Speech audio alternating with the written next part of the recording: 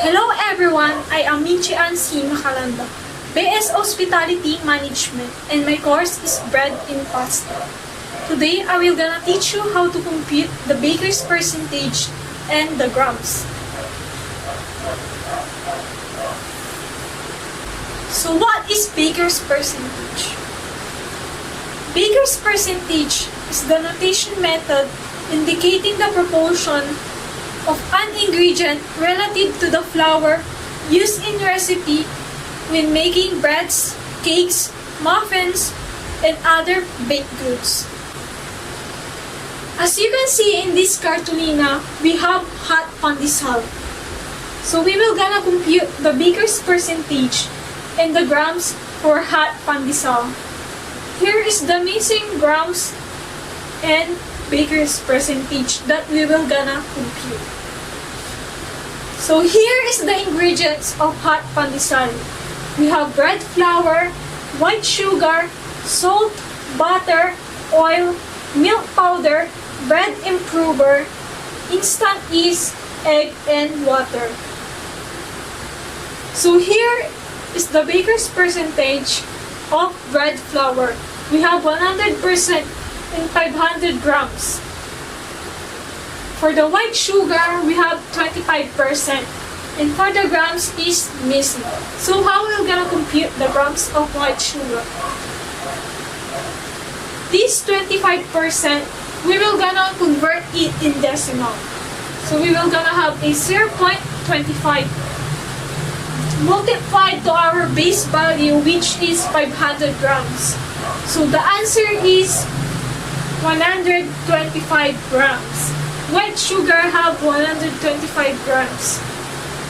And for the salt, we have 1% of baker's percentage. And missing in grams. So this 1%, we will gonna convert it in decimal.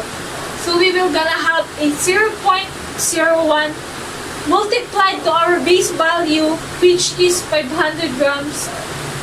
So the answer is 5 grams. Salt have 5 grams. And for the butter, we have a missing percentage. And for the grams is 30 grams. So how we're gonna compute the baker's percentage? The 30 grams in butter, we will gonna divide it in our base value, which is 500 grams. So the answer is 6%. The answer is 6%. And for the oil, we have per percent in baker's percentage, and for the grams is 20 grams. And for the milk powder, we have per percent for the baker's percentage, and for the grams is missing. So this 4%, we will gonna convert it in decimal. We're gonna have a 0.4 multiplied to our base value, which is 500 grams. The answer is 20 grams.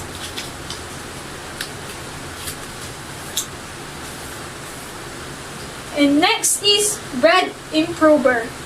Bread improver have 0.6% and 3 grams.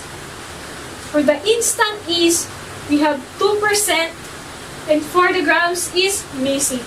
So this 2%, we will gonna convert it in decimal. We have 0.2 multiplied to our base value, which is 500 grams, is equals to 10 grams. And for the egg, we have a missing baker's percentage and 50 grams. This 50 grams, we will gonna divide it on our base value, which is 500 grams, is equals to 10%. And lastly, water. We have 40% for the baker's percentage, and for the grams is missing. So this 40%, we will gonna convert it in decimal. We will gonna have a 0.4 multiplied to our base value, 500 grams. The answer is 200 grams. So this is the baker's percentage and the grams. So next, we will gonna total it. we will gonna total the baker's percentage. This baker's percentage, we will gonna add this. So the total of baker's percentage is 192.6. And for the grams, we will gonna add this also. So the answer is 963 grams. So this is the baker's percentage for the hot pandesal and for the grams. That's all. Next is Spanish bread. As you can see in this template, we have Spanish bread. We will gonna compute the missing baker's percentage and missing grams for the Spanish bread. So here is the ingredients for the Spanish bread.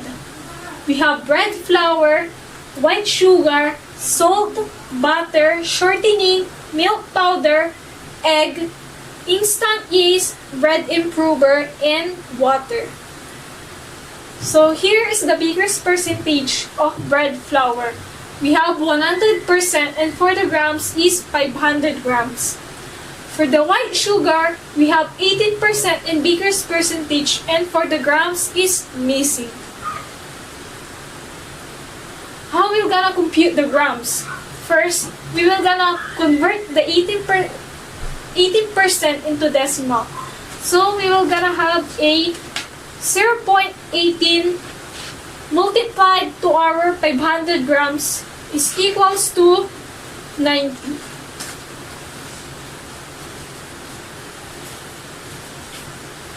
So for the white sugar, we have 90 grams. Next is salt. The biggest percentage of salt is missing, and for the grams is 3 grams. The 3 grams, we will gonna divide it to our base value 500 grams. So the answer is 0.06 convert to percentage is equals to 6%.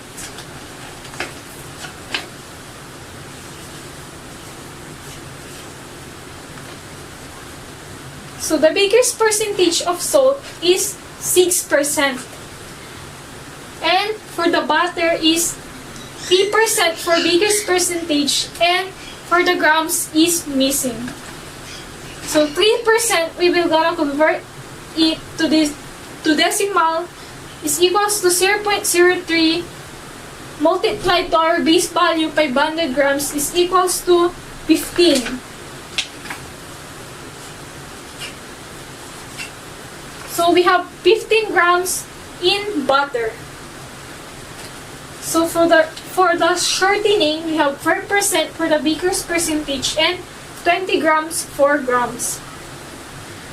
For the milk powder, we have 5% and for the grams is missing.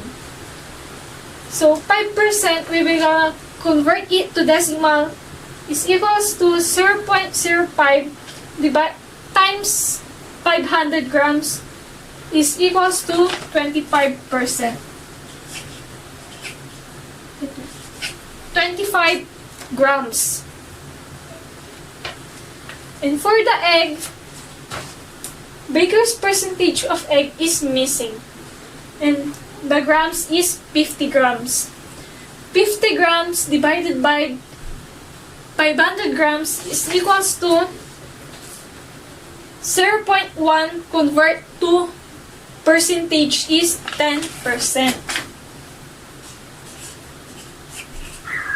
So the baker's percentage of egg is 10.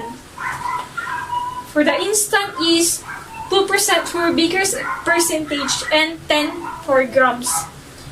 For the bread improver, we have 0.6% baker's percentage and for the grams is missing. So 0.06 convert to decimal is 0.006 multiplied by 500 is equals to 3 grams. We have 3 grams for bread improver. And lastly, for water, we have 50% and for the grams is missing. So 50% convert to decimal is 0.5 multiplied to our base volume 500 grams is equals to 250 grams. So water have 250 grams. That's it. This is the baker's percentage of Spanish bread in grams. So here is the total for the baker's percentage. 193.2% and for the grams is 966 grams. That's it.